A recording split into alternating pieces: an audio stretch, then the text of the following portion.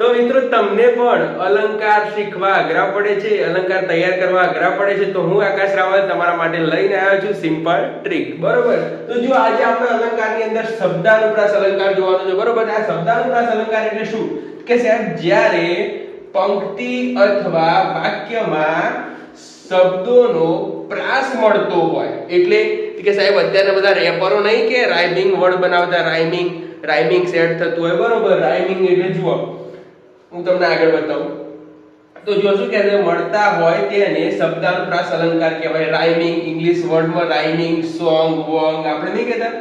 તો જુઓ એવી રીતે રાઇમિંગ મળતા હોય તો જુઓ કેવી રીતે, તો જુઓ સુલતાને મોકલ્યા બે મિયા, ગુલતાન થઈ મુલતાન જતા રહ્યા. બરોબર, અને આ જુઓ કેવું થયું, સુલતાન મુલતાન ગુલતાન, એટલે તાન તાન તાન દર વખતે શું છે, રાઇમિંગ મેચ થાય છે, પંક્તિની અંદરની વાત છે. બરોબર, તો જુઓ શું થયું, અહીંયા રાઇમિંગ મેચ થયા, તો એ અલંકાર કયો થયો, શબ્દાનુપ્રાસ અલંકાર.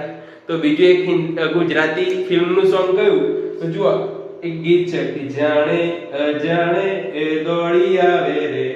તો જુઓ જાણે અજાણે. બરોબર, એટલે આનો થોડો રાઇમિંગ મેચ થાય છે. બરોબર મિત્રો, તો આ જે અલંકાર છે એ શબ્દાનુપ્રાસ અલંકાર થાય છે. તો આવું જ એક ઉદાહરણ તમે કોમેન્ટની અંદર લખીને મોકલો. વિડીયો ગમ્યો હોય તો લાઈક કરો, આ વિડીયોને શેર કરો અને ચેનલને સબસ્ક્રાઇબ કરવાનું ભૂલતા નહીં. ધન્યવાદ.